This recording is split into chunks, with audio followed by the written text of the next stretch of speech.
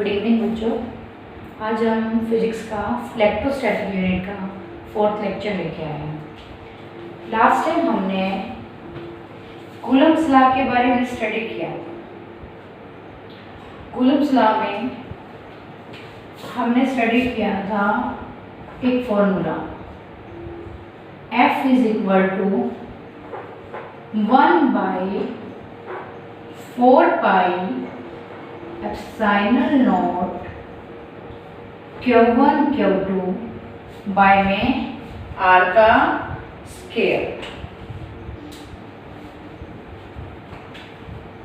आपको मैंने यहाँ पे एक टर्म बताई थी एप्सिलॉन नॉट। इसको हमने क्या नाम दिया था? परमिटिविटी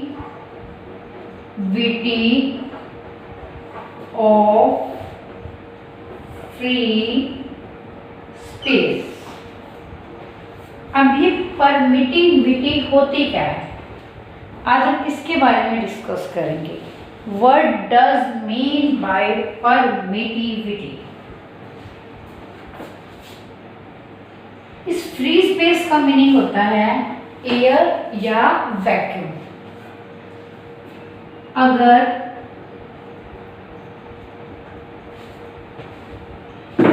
इन चार्जेस को, इन पॉइंट चार्जेस को अब मैं फ्री स्पेस में ना रख के किसी मीडियम में रख दूँ, मान लो मैंने कहाँ रख दिया इसको? वाटर में, तो मैं इसी फॉर्मूले को कैसे राइट डाउन करूँगी? 1/4 पाई। हमने यहाँ क्या यूज़ किया था? Epsilon naught. एप्सिलॉन नॉट होता है फ्री स्पेस के लिए, मीडियम के लिए हम यहाँ पे क्या यूज़ करेंगे? एप्सिलॉन। और यहाँ पे क्या आएगा? Q1 Q2 बाय में R का स्क्वायर। तो ये एप्सिलॉन क्या कहलाता है? परमिटिविटी ऑफ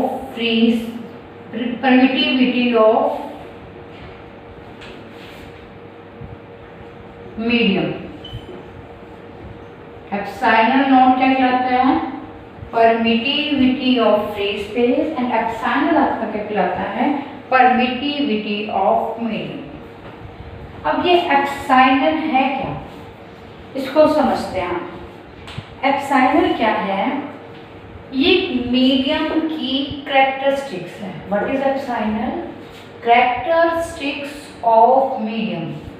क्या मीनिंग है कैरेक्टरिस्टिक्स ऑफ मीडियम का? जब हमने इन चार्जेस को कहाँ रखा? फ्री स्पेस में, तब हमारा फोर्स क्या लग रहा है? मैक्सिमम। जब चार्जेस को आपने कहाँ रखा? फ्री स्पेस में, तो अपना फोर्स क्या लग रहा है? मैक्सिमम। इन्हीं चार्जेस को जब आपने फ्री स्पेस से हटा के किसी मीडियम में रखा, तो आपका फोर्स क्या हो गया? रिड्यूस। तो ऐसा क्या हुआ? वही सेम चार्जेस, वही सेम डिस्टेंस पे पड़े हैं, पर जब फ्री स्पेस में रखा तब उनमें फोर्स क्या लग रहा है बेटा? मैक्सिमम। अब जब उन्हें फ्री स्पेस से हटा के हमने किसी मीडियम में रखा, तब आपका फोर्स क्या कर गया? रिड्यूस। तो ऐसा क्या हुआ जिसकी वजह से ये फोर्स क्या हो गया आपका? रिड्यूस। ये मीडियम की क्या है? कैरेक्टरिस्टिक्स है एप्सिलॉन। एप्सिलॉन क्या है? मीडियम की कैरेक्टरिस्टिक्स। उस मीडियम की कैरेक्टरिस्टिक्स की वजह से ये फोर्स अपना रिड्यूस हो गया। क्लियर है? तो एप्सिलॉन क्या है बेटा? परमिटिविटी। परमिटिविटी मीन्स क्या हुआ कि आपने जब फ्री स्पेस में इन चार्जेस को रखा, तो फोर्स आपका क्या लग रहा है? मैक्सिमम। और इन चार्जेस को जब आपने कहाँ रख दिया? किसी मीडियम में, तो आपका फोर्स क्या कर गया है? रिड्यूस। तो किस वजह से रिड्यूस हुआ? देखो, Q1 यहाँ पे भी है, यहाँ पे भी है, Q2 यहाँ पे भी है, यहाँ पे भी। सेम हमने R लिया, यहाँ पे 4 पाई कॉन्स्टेंट है, यहाँ पे भी 4 पाई कॉन्स्टेंट है। तो कौन सा इस टर्म में ऐसा फैक्टर आ रहा है जिसकी वजह से क्या हो गया, फोर्स अपना मीडियम में क्या हो गया, कम। तो वो फैक्टर कौन सा है यहाँ पे, एप्सिलॉन। कौन सा फैक्टर है बेटा, एप्सिलॉन। तो इसी एप्सिलॉन को हम क्या बोलते हैं, मीडियम की कैरेक्टरिस्टिक्स, जिसकी वजह से आपका फोर्स क्या कर गया है, reduce. Clear up to here. Epsilon क्या है, परमिटिविटी। परमिटिविटी क्या होती है, किसी भी मीडियम की कैरेक्टरिस्टिक्स होती है जिसकी वजह से आपका फोर्स क्या लग गया, रिड्यूस। अब देखो यहाँ से सोचो, अगर फोर्स आपका क्या लग रहा है, मैक्सिमम। फोर्स क्या लग रहा है आपका, मैक्सिमम। और तो ये वाली वैल्यू क्या होगी, कम। ये लेस होगी तभी ये वाली वैल्यू क्या होगी आपकी, ये वाली वैल्यू लेस होगी तभी आपका फोर्स क्या होगा, मैक्सिमम। आपका एप्सिलॉन नॉट क्या है बेटा यहाँ पे, लेस। क्लियर है। अब मीडियम में फोर्स क्या कर गया आपका, रिड्यूस। अगर फोर्स आपका रिड्यूस कर गया तो एप्सिलॉन की वैल्यू क्या होगी, फ्री स्पेस से ज्यादा। क्लियर है। तो इसी को हम क्या बोलते हैं, permittivity of the medium. Epsilon को, एप्सिलॉन नॉट को अपन क्या बोलते हैं, permittivity of the free space. तो ये क्या है बेटा, एक मीडियम की कैरेक्टरिस्टिक्स है जिसकी वजह से जब चार्जेस को हमने फ्री स्पेस में रखा और जब हमने चार्जेस को मीडियम में रखा तो आपका फोर्स क्या कर गया, रिड्यूस कर गया। इसी को हम क्या बोलते हैं, मीडियम की कैरेक्टरिस्टिक्स को क्या नाम दे दिया हमने, परमिटिविटी। आगे नेक्स्ट हम एक टर्म पढ़ते हैं, relative permittivity. Relative permittivity. Relative, इस रिलेटिव का मीनिंग होता है कंपैरिजन। रिलेटिव का मीनिंग क्या होता है, कंपैरिजन। कंपैरिजन मीन्स तुलना करना। क्या मीनिंग है, देखो अभी मैंने फॉर्मूला लिखा कूलम्स लॉ का, एफ नॉट क्या था, 1/4 pi epsilon naught Q1 Q2 by में R का स्केयर। ये फॉर्मूला कब था आपका, मीडियम में, 1/4 pi epsilon Q1 Q2 by में R का स्केयर। ये फर्स्ट इक्वेशन है, ये आपकी सेकेंड इक्वेशन है। इन दोनों इक्वेशन को आप डिवाइड कर दो। डिवाइड करेंगे तो what will you get, divide equation 1 and 2। क्या मिला आपको, देखो एफ नॉट बाय में F M is equal to 1/4 pi epsilon naught Q1 Q2 by में R का स्केयर। Fm की वैल्यू पुट कर दो, आप Fm भी लिख सकते हो और आप सिंपल F भी लिख सकते हैं, ठीक है। Fm means medium, not means आपका क्या होता है, फ्री स्पेस। उसके बाद अगर मैं यहाँ पे Fm की वैल्यू सब्स्टिट्यूट करूँ तो क्या आएगी Fm की वैल्यू, बोलो, Q1 Q2 4 pi epsilon R का स्केयर।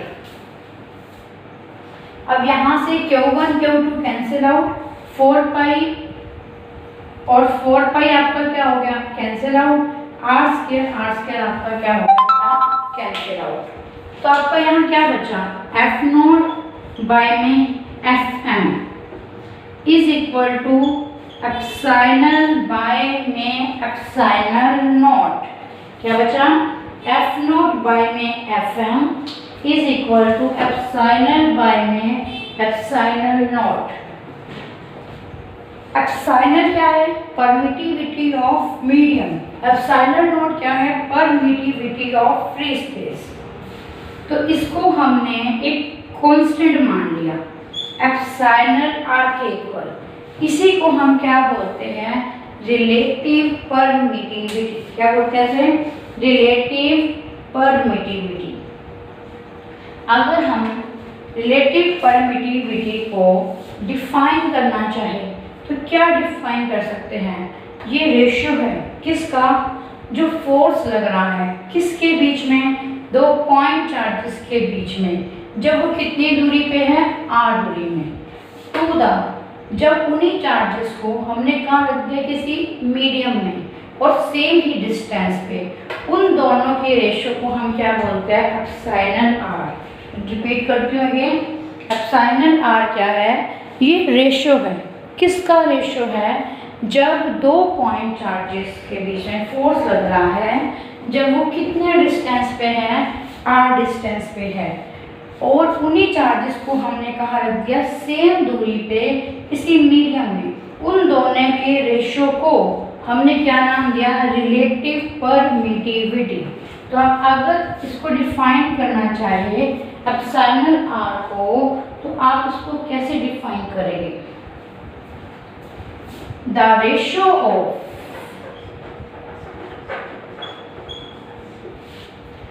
ये क्या है? F not. तो एफ नॉट को हम क्या लिख सकते हैं? The ratio of force between two point charges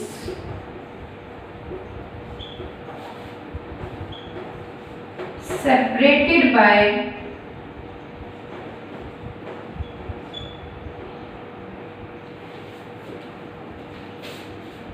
some distance to the force between same point charges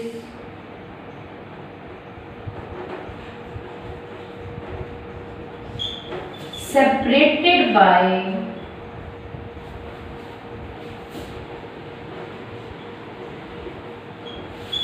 same distance।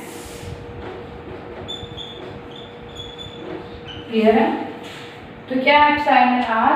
Ratio of F naught by F M.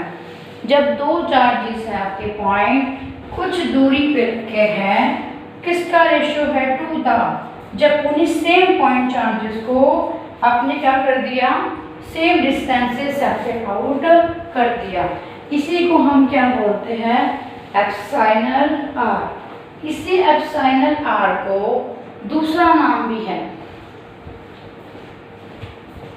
आगे लिख सकते हो आप उसको, is called relative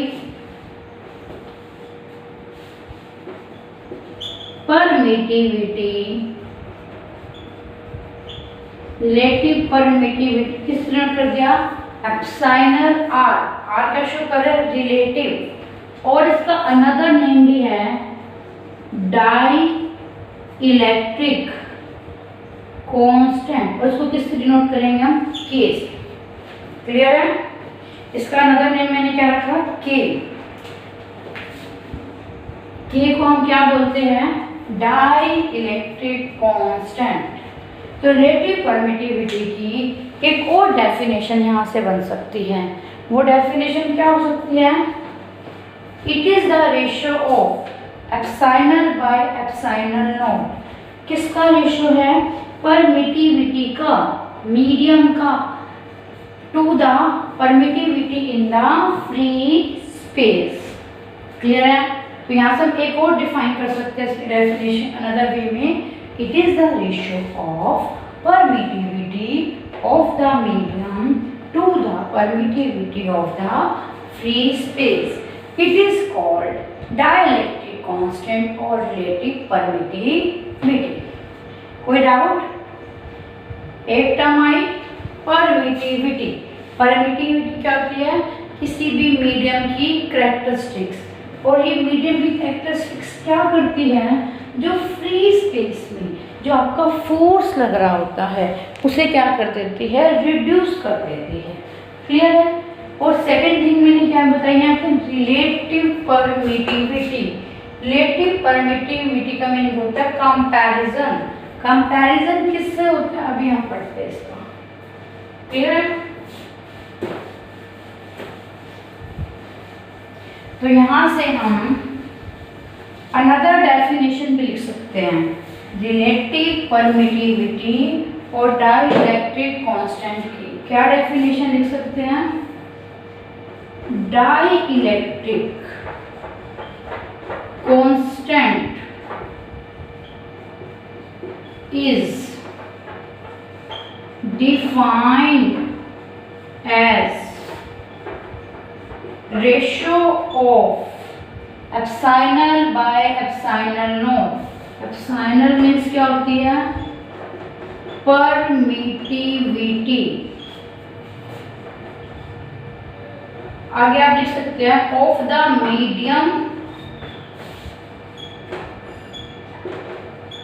to the, it is the ratio permittivity of the medium to the permittivity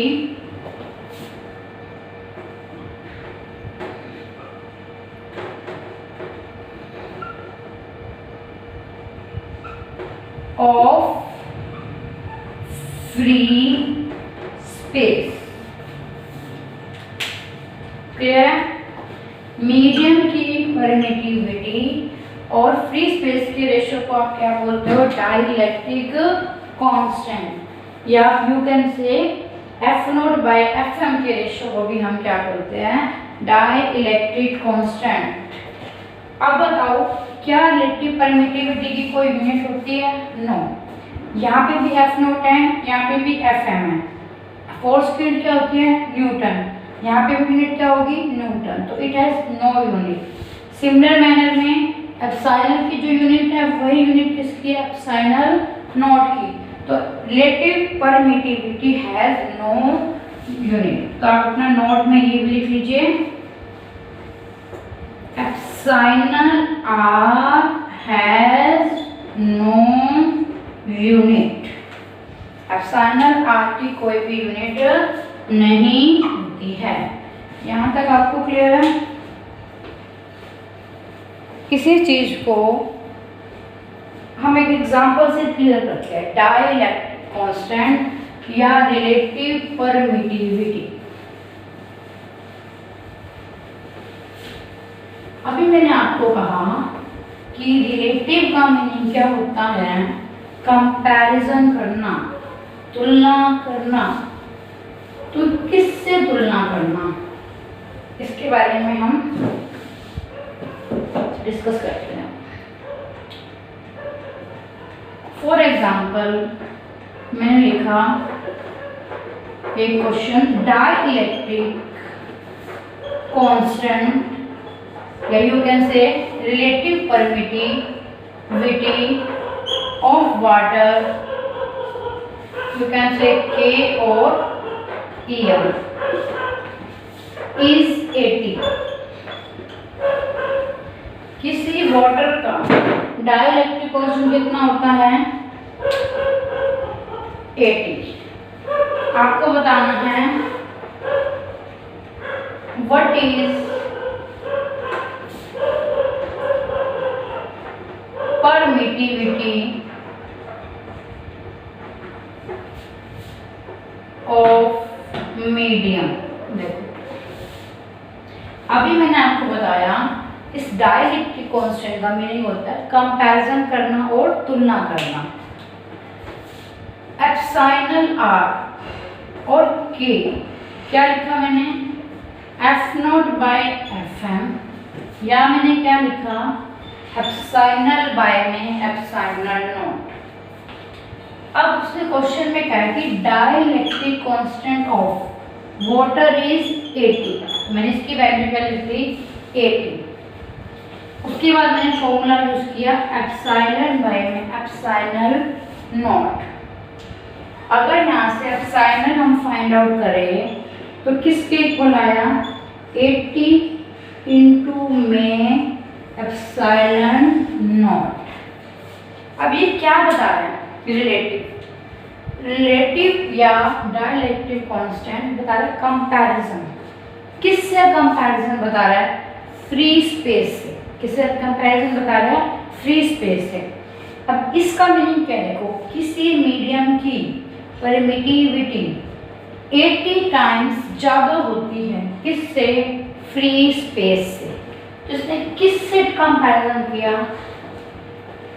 free space से। किससे comparison किया? Free space से। तो क्लियर है? तो रिलेटिव परमिटिविटी आपको क्या बताएगी? कंपैरिजन। भाई किसी की परमिटिविटी किसी मीडियम से कितने गुना, किसी हम यूँ कैन से कि रिलेटिव परमिटिविटी आपको ये बताता है कि किसी मीडियम की परमिटिविटी फ्री स्पेस से कितने गुना ज़्यादा होगी। क्लियर है? ओके। जैसे वाटर की परमिटिविटी फ्री स्पेस से कितने ज़्यादा है? 80 टाइम्स। क्लियर है यहाँ से? तो ये क्या है आपका? Relative permittivity. इसमें कोई डाउट तो नहीं है? परमिटिविटी न्यू वर्ड, उसका मीनिंग होता है कैरेक्टरिस्टिक्स ऑफ द मीडियम, जिसकी वजह से आपका फोर्स फ्री स्पेस से रिड्यूस हो गया। और एप्सिलॉन आर क्या बताता है आपको?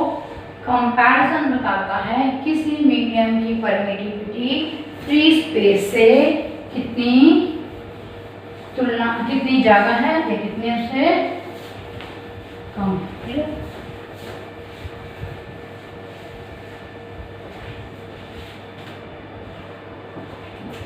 अभी हम नेक्स्ट लेके चलते हैं topics Coulomb's law in vector form. Vector का मीनिंग क्या होता है? जिसका मैग्नीट्यूड भी हो और जिसकी डायरेक्शंस भी हो। तो हम अब इस कूलम्स लॉ को किस फॉर्म में रिप्रेजेंट कर रहे हैं? वेक्टर फॉर्म में। कैसे रिप्रेजेंट करेंगे? देखो, वही अपने पास क्या है? 2 पॉइंट चार्जेस। मैंने क्या ले लिए? 2 चार्जेस ले लिए, 2 पॉइंट चार्जेस ले लिए, Q1 एंड Q2। कितनी दूरी से सेपरेट आउट कर दिया उसे मैंने? R दूरी से हमने इसको क्या कर दिया? सेपरेट आउट कर दिया। तो हमने क्या लिया? लेट, जो डायग्राम बनाया उसी को मैंने सिर्फ अपनी लैंग्वेज में राइट कर दिया। Let 2 point charges separated by 2 point charges क्या आ गया? हम लिख सकते हैं Q1 and Q2 separated by distance R। इन पॉइंट चार्जेस को आपने किससे सेपरेट कर दिया? R डिस्टेंस से। अब क्या होगा? इस पॉइंट चार्जेस पे ये फोर्स लगाएगा और इस पॉइंट चार्ज पे ये Q1 वाला क्या लगाएगा? फोर्स लगाएगा। तो पहले मैंने लिखा F1 2, ऊपर मैंने वेक्टर लगाया है। समझ के हो गया क्यों लगाया है? क्योंकि हम इसको किस फॉर्म में पढ़ रहे हैं? वेक्टर फॉर्म में। F1 2 इसका मीनिंग क्या होता है? Force on one due to second. क्या मीनिंग होता है? Force on one due to, या you can say force on Q1 due to Q2। पहले पॉइंट चार्ज पे फोर्स लगना किसकी वजह से? दूसरे पॉइंट चार्ज की वजह से। दोनों मैंने कैसे चार्जेस लिए हैं? Plus, positive. क्लियर? तो इस पे ये फोर्स लगाएगा तो दोनों के साइन क्या है? सेम। तो ये एक दूसरे को क्या करेंगे? रिपेल करेंगे। तो हमने क्या दिखा दिया? ये F1 2। क्योंकि मैंने आपको क्या कहा था कि कूलम्स लॉ किसको फॉलो करता है? सेंट्रल फोर्स को। तो आपका जो फोर्स है वो कहाँ लगेगा? Centre to centre line joining में। अब मैं से लिखना चाहूँ तो कैसे लिखेंगे कूलम्स लॉ? कैसे लिखोगे? K Q1 Q2 बाय में R का स्केयर। अब वेक्टर फॉर्म में लिखना है, तब इसकी कोई ना कोई क्या है? डायरेक्शन। और डायरेक्शन को हम किससे रिप्रेजेंट करते हैं बेटा? यूनिट वेक्टर से। किससे रिप्रेजेंट करते हैं डायरेक्शन को? यूनिट वेक्टर से। तो हमारे पास यूनिट वेक्टर में लिखा आर कैप, ये जो कैप लगा है इसके ऊपर, ये क्या रिप्रेजेंट कर रहा है? आपका यूनिट वेक्टर। अब यहाँ देखो, यहाँ क्या लिखना है? अब अगर यूनिट वेक्टर है तो इसकी क्या है? डायरेक्शन। अब ध्यान से देखो, ये जो चार्ज है ये कहाँ जा रहा है? 2 से 1 की साइड जा रहा है। कहाँ जा रहा है ये चार्ज? 2 से 1। तो इसकी डायरेक्शन कहाँ है? 2 से 1 की तरफ। तो मैं यहाँ क्या लिखूंगी? R cap 2 1। ये पॉइंट क्लियर है?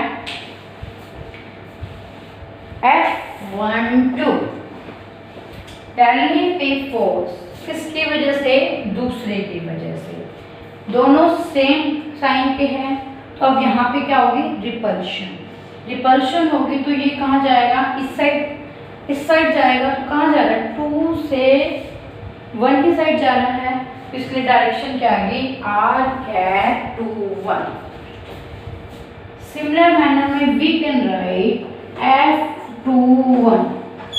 F21 means force on Q2 due to Q1. दूसरे पे किसकी वजह से फोर्स लगना? पहले की वजह से। तो ये इसको क्या करेगा? रिपेल। तो यहाँ पे क्या आएगा? F21 क्या वैल्यू होगी इसकी? K Q1 Q2 by R का स्केयर। अब हम इसको वेक्टर फॉर्म में रिप्रेजेंट करना है, so we have to write the direction. अब यहाँ देखो, जब 2 पे क्या लगेगा? 1 की वजह से फोर्स, तो ये चार्ज कहाँ जा रहा है? 1 से 2 की साइड जा रहा है ना, तो यहाँ पे क्या आएगा? R cap 1 2। क्या आएगा? R cap 1 2। मैंने इसको इक्वेशन 1 मान लिया, इसको क्या मान लिया? इक्वेशन 2। और आर कैप 1 2। क्लियर? अब यूनिट वेक्टर है ये दोनों, तो अब इनकी क्या है? डायरेक्शन। आप ध्यान से देखो डायग्राम में, इसकी डायरेक्शन इस साइड है, इसकी डायरेक्शन इस साइड है। तो ये क्या है? मैग्नीट्यूड में इक्वल है और डायरेक्शन क्या है इनकी? अपोजिट। इसलिए बीच में हम साइन क्या लगा देंगे? नेगेटिव। क्लियर है?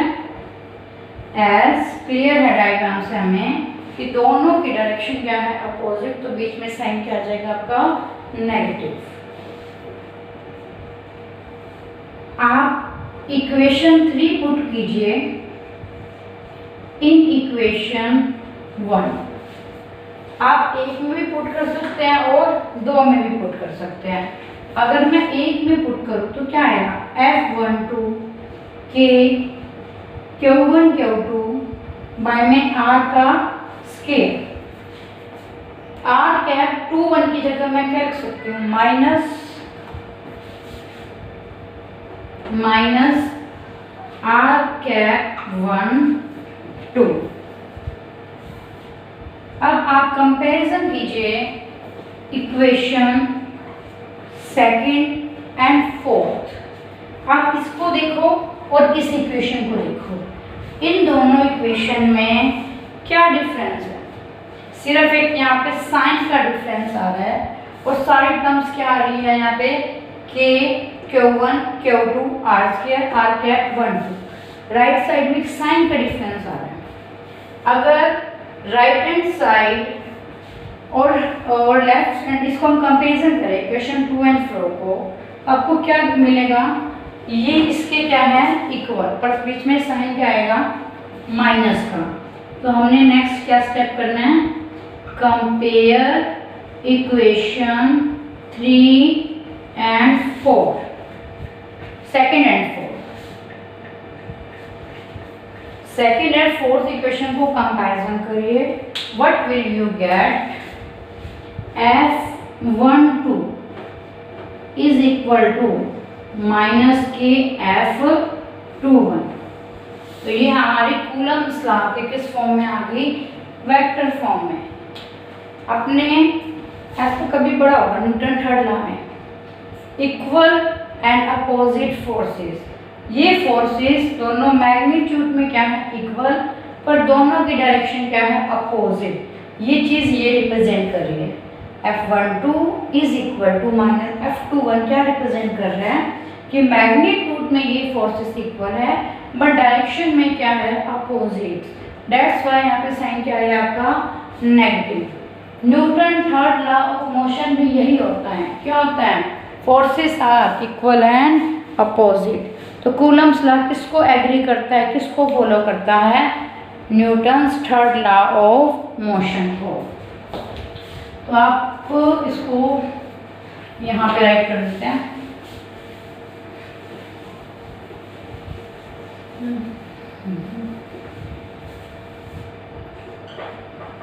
Coulomb's law follow the Newton's third law of motion। Clear है?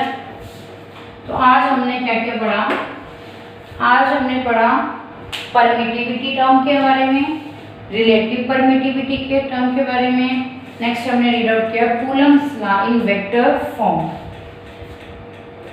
Coulomb's law in vector form. और Coulomb's law in vector form से हमें क्या कंक्लूजन निकला कि किसको फॉलो करते हैं, Newton's third law of motion को। Okay, thank you. Next lecture लेके हम फिर जल्दी मिलेंगे। Take care, have a nice day.